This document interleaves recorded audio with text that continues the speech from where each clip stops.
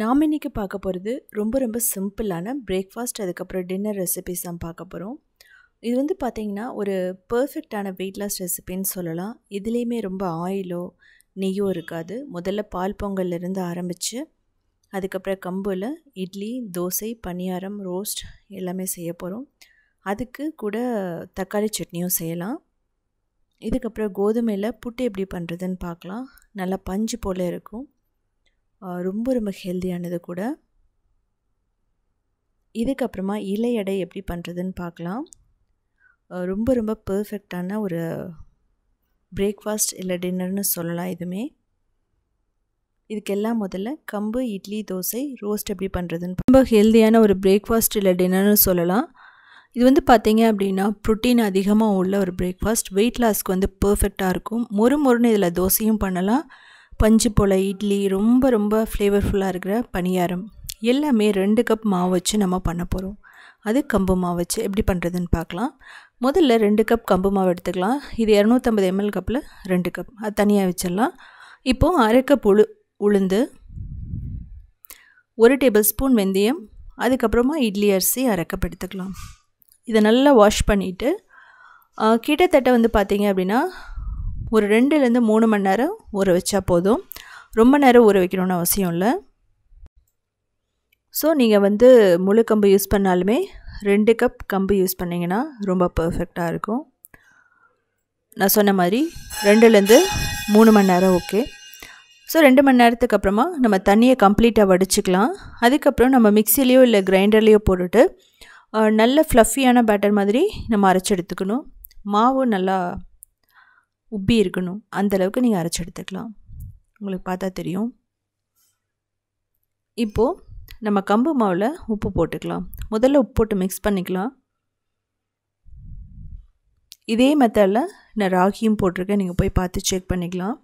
அது மட்டும் இல்லாமல் கிட்டத்தட்ட திணை, வரகு, சாமை எல்லாத்துலேயுமே நான் இட்லி, தோசை, பணியாரம் எல்லாம் போட்டிருக்கேன். இப்போது இந்த மாதிரி நீங்கள் மிக்ஸ் பண்ணிக்கலாம்.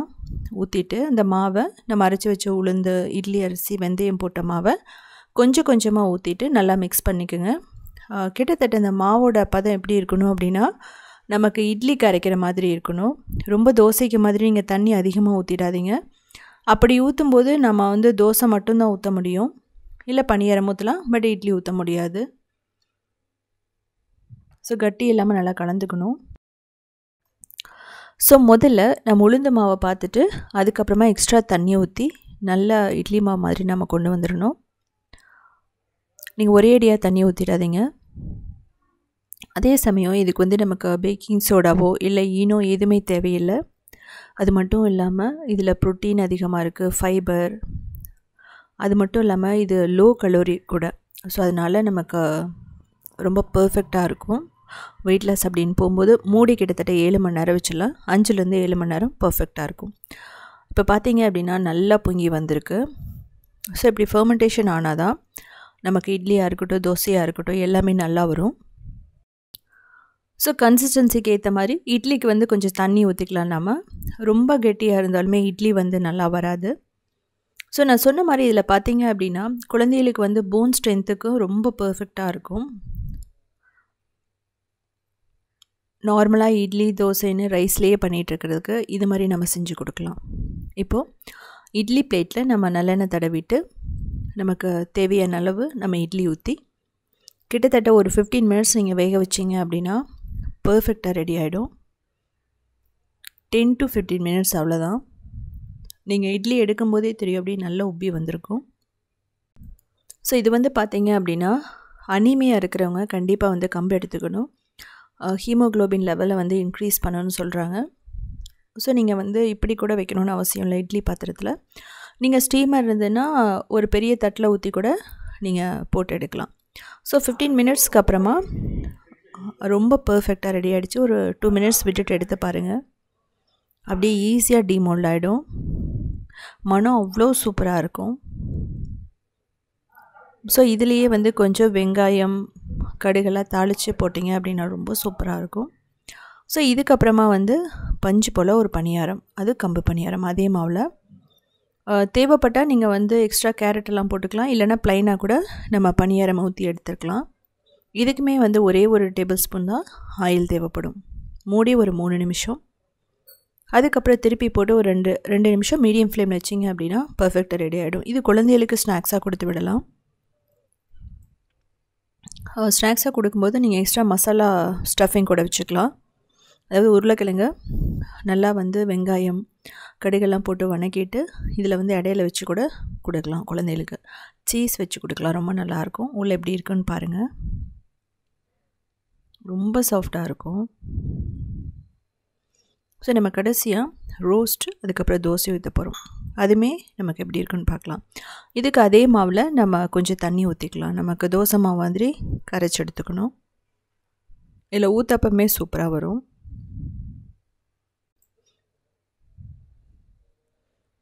ஸோ நல்லா அயன் தோசை தவலை ஃபஸ்ட்டு தண்ணி தெளிச்சுட்டு ஊற்றிட்டு இமீடியட்டாக ஸ்ப்ரெட் பண்ணிவிடுங்க. நமக்கு எக்ஸ்ட்ரா அரிசி மாவெல்லாம் தேவையில்லை. கம்பே வந்து பார்த்திங்க அப்படின்னா அவ்வளோ கிறிஸ்பியாக இருக்கும். 1 டீஸ்பூன் ஆயில் மூடி வச்சுருங்க. 2 நிமிஷம் நல்லா வந்து ப்ரௌன் ஆகிடும். அந்த பபிள்ஸ் உங்களுக்கு தெரியும். நமக்கு எப்படி ஹோட்டலில் கிடைக்குமோ அதே முறுமுறுப்போட நமக்கு கம்பு ரோஸ்ட் தோசை ரெடி ஆகிடுச்சு. ஈவன் நமக்கு ஹோட்டலில் கூட நமக்கு கம்பு தோசை எல்லாம் கிடைக்குமான்னு தெரியாது. ஸோ இதே மாதிரி நிறைய ரெசிபிஸ் வேணும்னா நீங்கள் உத்தமி கிச்சனை ஃபாலோ பண்ணலாம். க்ரியேட்டிவ் வேர்ல்டுன்னு இன்னொரு சேனல் இருக்குது. அதுலேயுமே 1900 ரெசிபிஸ் இருக்குது. அதுலேயே வந்து கம்பு இடியாப்பம் எல்லாமே போட்டிருக்கோம். கம்பு பிஸ்கட், குக்கீஸ் எல்லாமே இருக்கும். அது மட்டும் இல்லாமல் சவுத் இண்டியன் ஃபுட் ஸ்டார்ட்ங்கிற வெப்சைட்டை 14 இயர்ஸ்க்கு மேலே ரன் பண்ணிகிட்ருக்கோம். கிட்டத்தட்ட 8000 ரெசிபீஸ்க்கு மேலே அதில் இருக்கும். அதோட step by step photos plus வீடியோஸும் இருக்கும். ஸோ பார்த்துட்டு கமெண்ட் பண்ணுங்கள். அதே மாதிரி இதில் ஏதாவது டவுட்ஸ் இருந்துன்னா கூட நீங்கள் கமெண்ட்டில் சொல்லலாம். எக்ஸ்ட்ரா ரொம்ப ஸ்பாஞ்சினஸ் வேணும்னா நீங்கள் எக்ஸ்ட்ரா வந்து கொஞ்சம் அவல் வந்து 1/2 கப் கூட அந்த மாவில் ஆட் பண்ணி அரைச்சிக்கலாம். இந்த கம்பு இட்லிக்கும் தோசை எல்லாத்துக்குமே பர்ஃபெக்டான காம்பினேஷன் அப்படின்னா அது வந்து தக்காளி நிலக்கடலை சட்னி. இது வந்து நல்லா ப்ரோட்டீன் ரிச்சான ஒரு ரெசிபின்னு சொல்லலாம். ஈஸியாக பண்ணிடலாம். இதுக்கு 2 டேபிள் ஸ்பூன் எண்ணெய் ஊற்றிட்டு வரமிளகாய், பூண்டு, வெங்காயம், அதுக்கப்புறம் கறிவேப்பிலை இதெல்லாம் போட்டு நல்லா வதக்கலாம். இதே வந்து பார்த்திங்கன்னா நீங்கள் வதக்காமையும் பண்ணலாம் இன்ஸ்டண்ட்டாக. அது இன்ஸ்டண்ட்டாக எப்படி பண்ணுறதுன்னு சொல்லிவிட்டு நான் வீடியோ போட்டிருக்கேன்.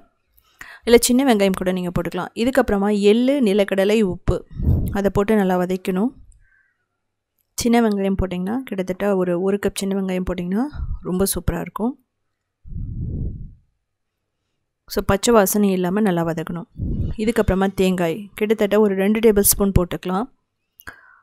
இது வந்து பார்த்திங்கன்னா நம்ம ரோட்டு கடை ஸ்டைலில் ஒரு தக்காளி சட்னி. இப்போ பெருங்காயம், கொத்தமல்லி அதையும் போட்டு நல்லா வதக்கணும். ஸோ இப்படி வதக்கிறதுனால சட்னி 2 நாள் இருந்தாலுமே கெட்டு போகாது. இதுக்கு வந்து பார்த்திங்க அப்படின்னா நமக்கு பொட்டுக்கடலை அப்படிங்கிறது அவசியம் இல்லை. நம்ம நிலக்கடலை போட்டுக்கிறதுனால தேவைப்பட்டால் உங்களுக்கு அதிகமாக தேவைப்பட்டால் எக்ஸ்ட்ரா நிலக்கடலையை நீங்கள் போட்டுக்கலாம். இப்போ 5 தக்காளி நல்லா பழுத்த தக்காளியாக இருக்கணும். அப்போ தான் சட்னியோட டேஸ்ட் வந்து நல்லாயிருக்கும். இதையும் கிட்டத்தட்ட ஒரு 3-4 நிமிஷம் நல்லா வதக்கலாம். எப்போவுமே ராகி கம்பெல்லாம் நம்ம பண்ணும்போது மில்லட்டாக இருக்கட்டும், தினை வரகு எல்லாத்துக்குமே கொஞ்சம் புளிப்பான சட்னி வந்து ரொம்ப நல்லாயிருக்கும். உங்களுக்கு இந்த அளவுக்கு பண்ண டைம் இல்லைன்னா வெங்காயம், பூண்டு, தக்காளி, வரமிளகாய், கறிவேப்பிலை, ஜீரகம் இதெல்லாம் போட்டு மிக்சியில் அரைச்சிட்டு அதுக்கப்புறம் தாளிக்கிறதுக்கு கடுகு, கறிவேப்பிலை, வரமிளகாய் போட்டு தாளித்து பெருங்காயம் போட்டு இதை வந்து நீங்கள் போட்டுடலாம். அரைச்சி வச்சு விழுத போட்டு ஒரு 5 நிமிஷம் குக் பண்ணிங்கன்னா பர்ஃபெக்டாக ரெடி ஆகிடும். இப்போ நான் வந்து கொஞ்சம் மட்டும் புளியும் கொஞ்சம் வெல்லம் போட்டிருக்கேன்.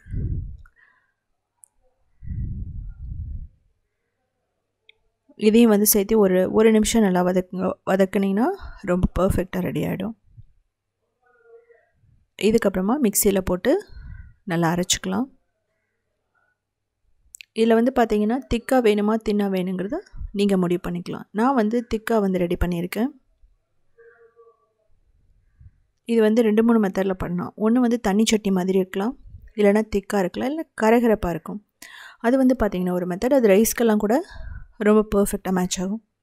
தாளிக்கிறதுக்கு எண்ணெய் நல்லெண்ணெய் ஊற்றிட்டு கடுகு, கறிவேப்பிலை, பெருங்காயம் அவ்வளோதான். பர்ஃபெக்டாக நமக்கு ரெடி ஆகிடுச்சு. செகண்டு நம்ம பார்க்க போகிறது பால் பொங்கல். அதுக்கப்புறம் ஒரு பர்ஃபெக்டான கூட்டு பார்க்க போகிறோம். கொங்கு நாடு கிராமத்து ஸ்டைலில் பண்ண போகிறோம். சங்கராந்தி பொங்கலுக்கு ரொம்ப ரொம்ப பர்ஃபெக்டான ஒரு ரெசிபின்னு சொல்லலாம். அப்படியே க்ரீமியாக வாயில் வச்சோன்னா கரைஞ்சிடும். இதோட கூட்டு அப்படிங்கிறது ரொம்ப பர்ஃபெக்டான ஒரு காம்பினேஷன். இதுக்கு 1.5 கப் பச்சரிசியை நல்லா வாஷ் பண்ணிக்கலாம். கிட்டத்தட்ட ஒரு 3லேருந்து 4 தடவை வாஷ் பண்ணிக்கணும். இதுக்கப்புறமா தேவையான அளவு தண்ணி ஊற்றிட்டு ஒரு 10 நிமிஷம் நம்ம ஊற வச்சிடலாம். ஊற வைக்கிறது வந்து பார்த்திங்கன்னா ஆப்ஷனல் தான். இதுக்கப்புறமா தேவையான அளவு தண்ணியும் பால் ஊற்றிக்கலாம். இது வந்து பொங்கி வரணும் நல்லா. கிட்டத்தட்ட ஒரு 5லேருந்து 6 கப் பால் தேவைப்படும். உங்களுக்கு வந்து அதிகமான பால் பிடிக்கும் அப்படின்னா 1/2 லிட்டர் ஊற்றிக்கலாம். ஸோ தண்ணி ஊற்றிட்டு நல்லா மிக்ஸ் பண்ணுங்கள். இல்லை அப்படின்னா கீழே அடிப்பிடிச்சிடும். முதல்ல பொங்கி வரணும். பொங்கி வந்ததுக்கப்புறமா நம்ம ஊற வச்ச அரிசியை போட்டுட்டு நல்லா சாஃப்டாக வேக வரைக்கும் நம்ம வந்து வேக வச்சு எடுக்கணும். ஸோ இது வந்து பார்த்திங்க அப்படின்னா நான் பச்சரிசியில் பண்ணியிருக்கேன். நீங்கள் மில்லட்டில் கூட பண்ணலாம். திணை, வரகு, சாமை எல்லாத்துலேயுமே பண்ணலாம். இது வந்து குக்கரில் வச்சிங்க அப்படின்னா ஒரு 3 விசில் போதும். ஆனால் நம்ம ஓப்பனில் வைக்கும்போது கொஞ்சம் நேரம் ஆகும். கிட்டத்தட்ட ஒரு 15 நிமிஷம் ஆகும் இது வேகிறதுக்கு. மீடியம் ஃப்ளேமில் வச்சுட்டு நீங்கள் குக் பண்ணுங்கள் ஃபஸ்ட்டு. அப்பப்போ நம்ம மிக்ஸ் பண்ணி விடணும். இல்லை அப்படின்னா கீழே அடி பிடிக்கும் பாத்திரத்தினோட கீழே. ஏன் அப்படின்னா நம்ம பால் போட்டிருக்கிறதுனால ப்ரௌன் ஆகிறதுக்கு சான்சஸ் இருக்குது. அப்படி கொஞ்சம் ப்ரௌன் ஆனாலுமே உங்களுக்கு அந்த பால் பொங்கலோட ஃப்ளேவர் மாறும். நீங்கள் வெண்கல பாத்திரம் இருந்துன்னா, பொங்கல் பாத்திரம் எது இருந்தனாலும் நீங்கள் பண்ணலாம். நான் வந்து கருப்பு மண் சட்டியில் பண்ணியிருக்கேன். இப்போ பாருங்கள், பாலெல்லாம் நல்லா சுண்டி வந்துருச்சு. ஆனால் இன்னும் 50% தான் வெந்திருக்கு. அப்படிங்கிற சமயத்தில் நம்ம கொஞ்சம் எக்ஸ்ட்ரா பால் ஊற்றுற மாதிரி இருக்கும். அப்படி ஊற்றும்போது நீங்கள் நல்லா கொதிக்கிற பால் ஊற்றணும். ஸோ அதனால் நீங்கள் பக்கத்துலேயே பாலை நீங்கள் காய வச்சுருங்க. அப்படிங்கும்போது நம்ம ஊற்றிக்கலாம். கெட்டு போகாது. பொங்கல் நைட்டு வரைக்கும் இருந்தால் கூட. அதனால தான் நம்ம அப்படி பண்ணுறோம். வெறுமனே பச்சை தண்ணியோ பாலோ ஊற்றுனீங்க அப்படின்னா கெட்டு போயிடும் ரொம்ப நேரம் வச்சுருந்தா. இப்போது நான் வந்து உப்பு போடுறேன். நான் வந்து பால் பொங்கல் கூட்டுங்கிறதுனால நான் உப்பு போட்டு செய்கிறேன். நீங்கள் வந்து சர்க்கரை பொங்கல் கூட பண்ணலாம். பால் சர்க்கரை பொங்கல், பால் கல்கண்டு பொங்கல் கூட பண்ணலாம். நான் முன்னாடி வீடியோ போட்டிருக்கேன், நீங்கள் பார்த்துக்கலாம். இப்போ பாருங்கள், உங்களுக்கு அந்த கலர் நல்லா ஒயிட்டாக இருக்கும். பால் அதிகமாக ஊற்றுனதுனால நல்லா க்ரீமியாகவும் வந்திருக்கும். இந்த ஸ்டேஜில் நம்ம எக்ஸ்ட்ரா எதுவுமே ஊற்ற வேண்டியதில்லை. அதே சமயம் இதுக்கு மேலேயே நீங்கள் ரொம்ப நேரம் நீங்கள் வந்து குக் பண்ணிகிட்ருக்க வேணாம். நல்லா வெந்துடுச்சு. இப்போ இதில் வந்து ஒரு 2-3 டேபிள் ஸ்பூன் நெய் கூட நீங்கள் விட்டுக்கலாம். ஆனால் நான் கடைசியாக சர்வ் பண்ணும்போது தான் நெய் ஊற்ற போகிறேன். வெந்துருச்சான்னு சொல்லிட்டு செக் பண்ணிவிட்டு நம்ம மூடி எடுத்து வச்சிடலாம். இல்லை அப்படின்னா மூடி ஒரு 3 நிமிஷம் வச்சுருந்துட்டு அதுக்கப்புறம் எடுத்து நீங்கள் கொஞ்ச நேரம் வச்சுருந்தீங்கன்னாவே நல்லா வந்து இறுகிடும். இந்த கன்சிஸ்டன்சி தான் பொங்கலுக்கு இருக்கணும். ரொம்ப கெட்டி ஆகிட்டாலும் பொங்கல் வந்து நல்லா இருக்காது. ஸோ அதை நீங்கள் பார்த்துக்கணும். ஸோ வாழலையில் வச்சு சர்வ் பண்ணும்போது ரொம்ப சூப்பராக இருக்கும். ஸோ ட்ரெடிஷ்னலாக பால் பொங்கல் இப்படி தான் இருக்கும். ஸோ மெயினாக 2 வந்து கவனிக்கணும். முதல்ல பால் வந்து நீங்கள் நிறையா ஊற்றணும். அதுதான் வந்து இதில் ரொம்ப முக்கியம். பாலை வந்து எந்த காரணத்தை கொண்டும் ஸ்கிப் பண்ணிடாதீங்க. ரொம்ப குறைவாக ஊற்றுனீங்கன்னா டேஸ்ட் வராது. இப்போ நான் நெய் இதை வந்து போடுறேன். இதெல்லாம் பண்ணும்போதே நான் வந்து முன்னாடியே பொங்கல் கூட்டு வச்சுட்டேன். ஸோ அதையும் வந்து நான் காட்டுறேன் உங்களுக்கு எப்படி வைக்கணும்னு சொல்லிட்டு. பர்ஃபெக்டான பொங்கல் கூட்டு. எந்த ஒரு பருப்பையும் வேக வைக்கணும்னு அவசியமே இல்லை. நம்ம ஈஸியாக பண்ணிடலாம். இதுக்கு தேவையான வெஜிடபிள்னு பார்த்தீங்கன்னா முருங்கைக்காய், அதுக்கப்புறம் கத்திரிக்காய், வாழைக்காய், முள்ளங்கி, நூல்கோல், அதுக்கப்புறம் மஞ்சள் பூசணி, கேரட், பீன்ஸ், அவரைக்காய் இதெல்லாம் தான் தேவைப்படும். ஸோ உங்கள்கிட்ட என்ன வெஜிடபிள் இருக்கோ எந்த வெஜிடபிள் வேணாலும் போட்டுக்கலாம். இதில் மொச்சக்கொட்டை வந்து பார்த்திங்க அப்படின்னா ரொம்ப சூப்பராக இருக்கும். அதையும் நீங்கள் போட்டுக்கலாம். முதல்ல எல்லாத்தையும் வாஷ் பண்ணி கட் பண்ணி நம்ம எடுத்து வச்சுக்கணும். கிட்டத்தட்ட நமக்கு 7லேருந்து 8 காய் தேவைப்படுறதுக்கு. ஸோ அவ்வளோ போட்டு பண்ணால் தான் நம்ம ப்ளைனாக இருக்கிற பால் பொங்கலுக்கு டேஸ்ட் வந்து ரொம்ப அதிகமாக இருக்கும். இது வச்சுட்டிங்க அப்படின்னா 2 நாள் வரைக்குமே இது கெட்டு போகாது. நம்ம என்ன பண்ணலாம் அப்படின்னா தோசைக்கு எடுத்துக்கலாம். நார்மல் ரைஸ்க்கு வந்து போட்டு சாப்பிட்லாம். அது மட்டும் இல்லாமல் நம்ம உப்மாவுக்கு கூட இந்த கூட்டு வந்து ரொம்ப பர்ஃபெக்டாக மேட்ச் ஆகும். ஸோ இதில் நான் போட்டிருக்கிற இந்த காய்கறிகளுமே நீங்கள் ஸ்கிப் பண்ண வேணாம். இதுதான் பேசிக். நீங்கள் கூட வெள்ளை பூசணி கூட போட்டுக்கலாம். இப்போ கத்திரிக்காயும் வாழைக்காய் மட்டும் நம்ம தண்ணியில் போடணும். இல்லை அப்படின்னா நம்ம கருத்து போயிடும். ஸோ அதை வந்து நீங்கள் நோட் பண்ணிக்கோங்க. மொச்சக்கொட்டையும் எடுத்து வச்சுக்கிறோம். புளி வந்து நம்ம ஒரு இன்ச்சு புளியை வந்து ஒரு 5 நிமிஷம் ஊற வச்சுக்கலாம். அதாவது ஒரு நெல்லிக்காய் அளவு புளி. இதுக்கப்புறமா காய்கறிகள் எல்லாம் போட்டு தண்ணி ஊற்றி மஞ்சள் தூள் உப்பு போட்டு வேக வைக்கணும். முதல்ல இந்த காயெல்லாம் போட்டுருங்க. மொச்சக்கொட்டையை போட்டுக்கலாம். அதுக்கப்புறமா தேவையான அளவு தண்ணி ஊற்றிக்கலாம். இதே வந்து நீங்கள் ப்ரெஷர் குக்கரில் வைக்கிற மாதிரி இருந்தால் ஒரு விசில் தான் விடணும். அதே மாதிரி மஞ்சள் தூள் போட்டுக்கலாம். இதில் வந்து மிளகாய் தூள் தேவையில்லை. ஏன்னா நம்ம எல்லாமே வறுத்து அரைச்சி தான் பண்ண போகிறோம். இது நல்லா கொதிச்சிட்ருக்கு. ஸோ இது வந்து முக்கால்வாசி வெந்ததுக்கப்புறம் இல்லை ஒரு பாதி வெந்ததுக்கப்புறம் தான் கத்திரிக்காயும் நம்ம வாழைக்காயும் போட போகிறோம். இதை போட்டுட்டு இதையும் நல்லா மிக்ஸ் பண்ணுங்கள். தேவைப்பட்டால் தண்ணி ஊற்றிக்கலாம்.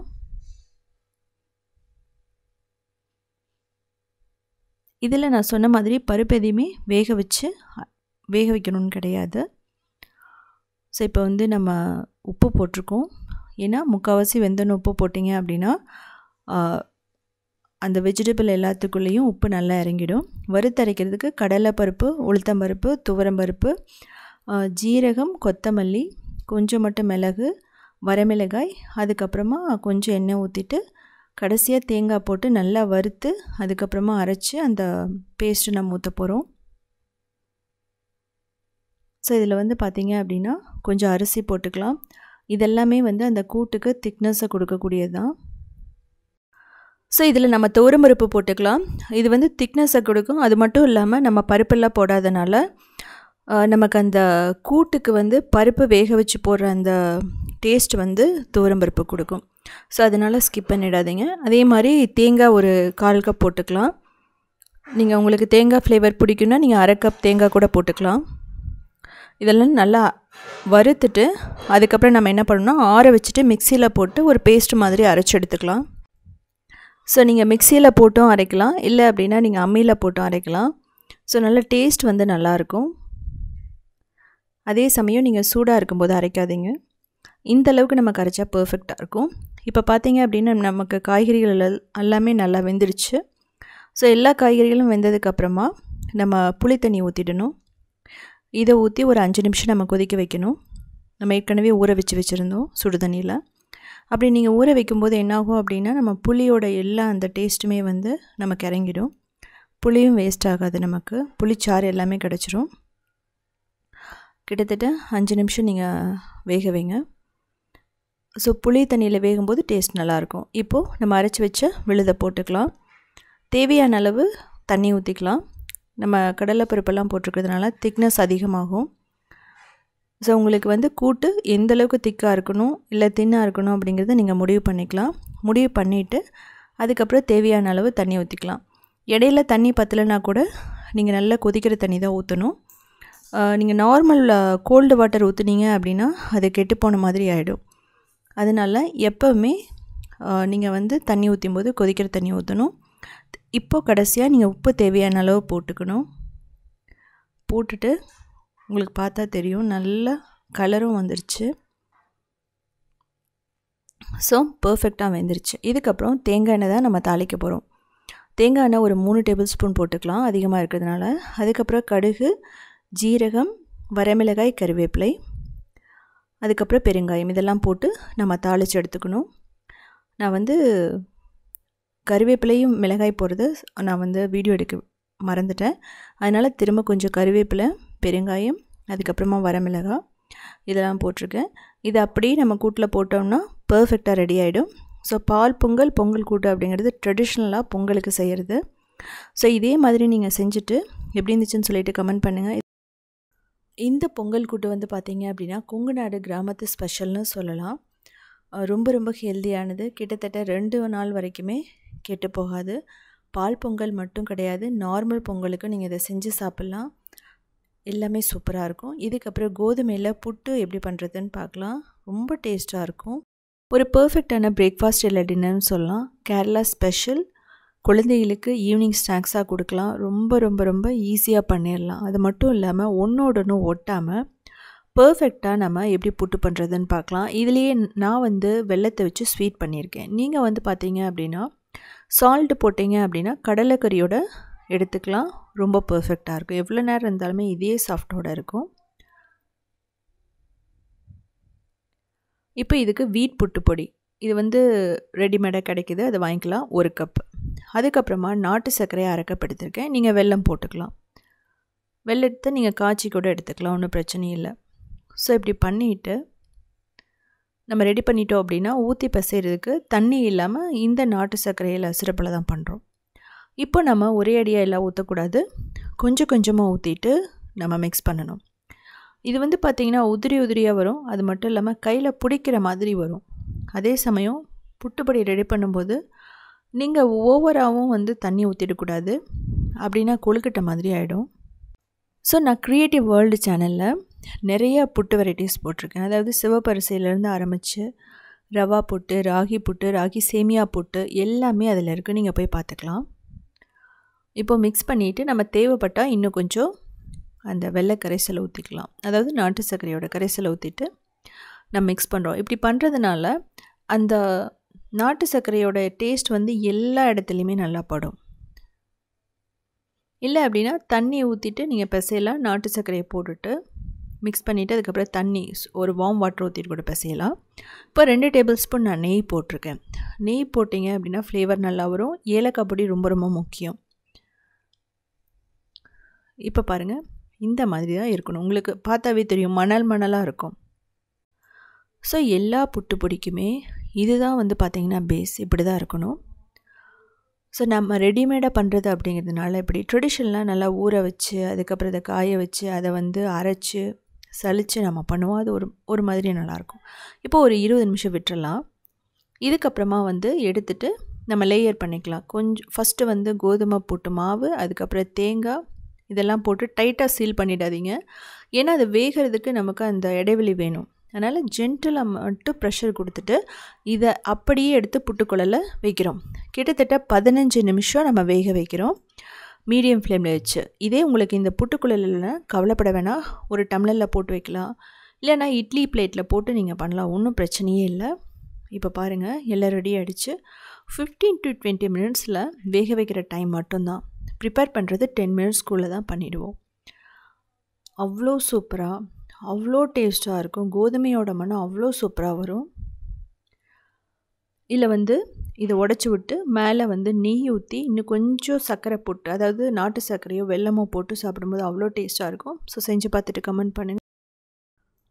இந்த புட்டு மாவு வந்து பார்த்திங்கன்னா ரெடிமேடாக நமக்கு கடைகள்லேயே கிடைக்கிது. அப்படி இல்லைன்னா நீங்கள் வந்து கோதுமை மாவை ரோஸ்ட் பண்ணிவிட்டு கூட சேர்த்து கொஞ்சம் அரிசி மாவும் போட்டு அதுக்கப்புறமா தண்ணியை ஸ்ப்ரிங்கிள் பண்ணிவிட்டு நீங்கள் அதை வந்து நல்லா மணல் மாதிரி பிடிச்சி அதை சலிச்சிட்டும் பண்ணலாம். ஸோ கூடிய சீக்கிரமாக அந்த வீடியோவும் போடுறேன். இதுக்கப்புறம் நம்ம பார்க்க போகிறது இலை கொழுக்கட்டை, இலை அடைன்னு சொல்லலாம்.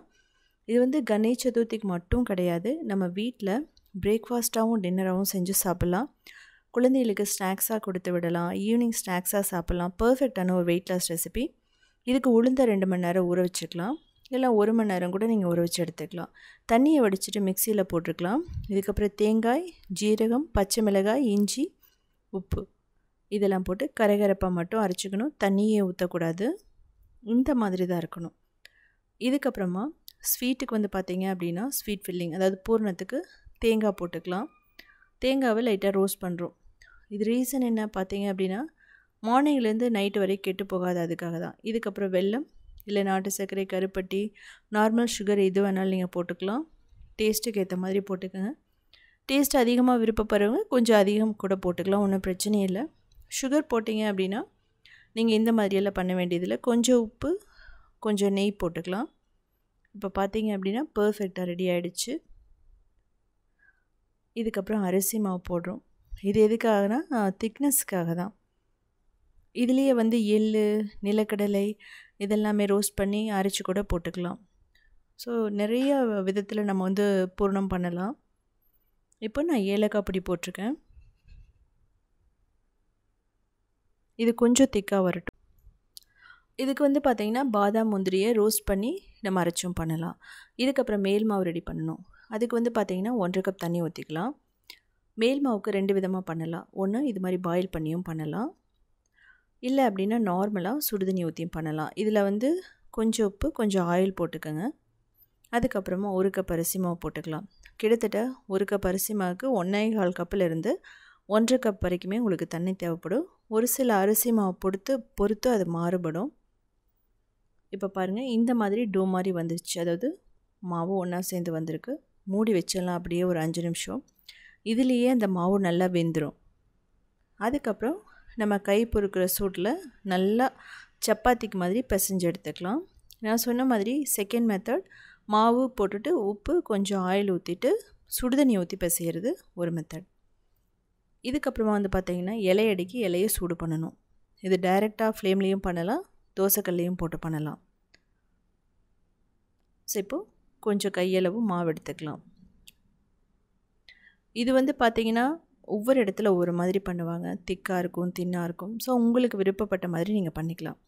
இலையில் கொஞ்சம் மட்டும் ஆயில் தடவிட்டு இது மாதிரி தட்டி எடுத்துக்கலாம். இது வந்து பார்த்திங்க அப்படின்னா 2 விதமாக பண்ணலாம். ஒன்று கையில் தட்டி எடுக்கிறது, ரெண்டாவது வந்து பார்த்திங்க அப்படின்னா ஒரு தட்டு இருந்ததுன்னா அதை வந்து அது மேலே வச்சு ப்ரெஷர் கொடுத்தீங்க அப்படின்னா அது ரவுண்டாக வந்துடும். இப்போ இதுக்கு ஃபில்லிங் நம்ம நான் வந்து செஞ்சு வச்ச தேங்காய் ஃபில்லிங் தான் வைக்கிறேன். ஸோ உங்களுக்கு நீங்கள் என்ன ஃபில்லிங் வேணாலும் வச்சுக்கலாம். எள்ளு, நாட்டு சர்க்கரை, ஏலக்காய் போட்டும் பண்ணலாம். நிலக்கடலை ரோஸ்ட் பண்ணி தேங்காயோடு அரைச்சி அதுக்கப்புறம் நாட்டு சர்க்கரையோ வெல்லம் போட்டும் பண்ணலாம். ஸோ பாருங்கள், பர்ஃபெக்டாக ரெடி ஆகிடுச்சு. அவ்வளோதான்.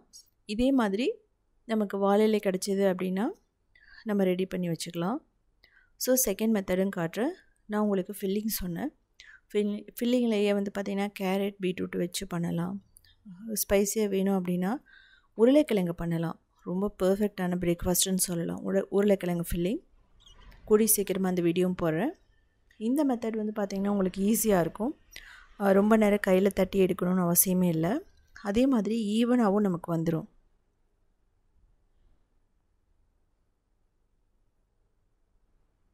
ஸோ அதே மாதிரி மூடி கரெக்டாக சீல் பண்ணிடலாம். மோல்டு இருந்ததுனா கூட அதில் கூட நீங்கள் ஈஸியாக பண்ணி எடுத்துக்கலாம். மோல்டுமே வந்து பார்த்திங்கன்னா பர்ஃபெக்டாக இருக்கும். இப்போது வாழலையோடையும் வைக்கலாம். இல்லை அப்படின்னா நீங்கள் என்ன பண்ணலாம் அப்படின்னா தனியாகவும் எடுத்து ஸ்டீம் பண்ணிக்கலாம். இது வந்து ஸ்டீமர் இருக்கணும்னு அவசியம் இல்லை. நம்ம இட்லி பாத்திரம் எதில் வேணாலும் வச்சுக்கலாம். இதை வந்து ஸ்டீம் பண்ணுறதுக்கு வந்து பார்த்திங்க அப்படின்னா கிட்டத்தட்ட ஒரு 5 மினிட்ஸ் தான் தேவைப்படும். 5 to 8 மினிட்ஸ். நம்ம எல்லாமே ரெடி பண்ணிட்டோம். நான் இட்லி பாத்திரத்தில் வைக்க போகிறேன். நான் சொன்ன மாதிரி 5-8 நிமிஷம் போதும். பர்ஃபெக்டாக ரெடி ஆகிடும். காலையிலேருந்து நைட்டு வரைக்குமே கெட்டு போகாது. அவ்வளோ பஞ்சு போல் இருக்கும். ஸ்நாக்ஸாகவும் சாப்பிட்லாம். இதை சாப்பிட்டீங்க அப்படின்னா வயிறு ஃபுல்லான மாதிரி இருக்கும்.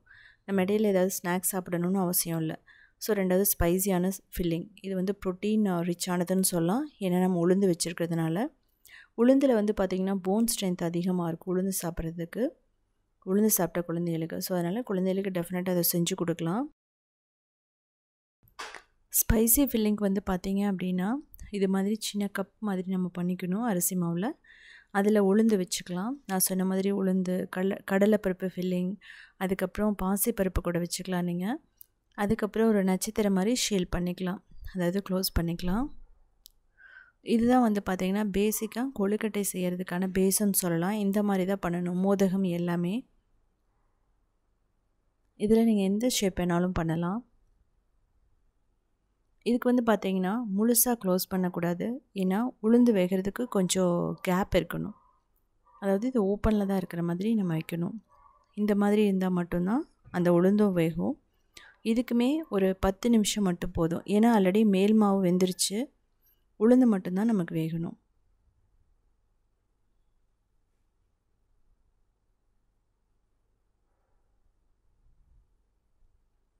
ஸோ இப்போ வந்து பார்த்திங்க அப்படின்னா ஏற்கனவே நமக்கு ஸ்வீட் ஃபில்லிங் வச்சுருந்தோம். அது நல்லா வெந்துருச்சு. இதை எடுத்துகிட்டு நம்ம அதை வச்சிடலாம். உங்களுக்கு ஃபில்லிங் வந்து பார்த்திங்க அப்படின்னா நிறைய வெரைட்டியில் பண்ணலாம். அதே மாதிரி மேல் மாவுக்கு நீங்கள் பீட்ரூட் ஆட் பண்ணலாம். அதுக்கப்புறம் பாலக்கீரை போட்டு பண்ணலாம். இதெல்லாமே வந்து பார்த்திங்கன்னா கலருக்காக தான். கேரட், தக்காளி எல்லாமே சூப்பராக இருக்கும். கூடி சீக்கிரமாக எல்லா வீடியோவும் நான் போடுறேன். இது பாருங்கள் எப்படி இருக்குன்னு சொல்லிவிட்டு.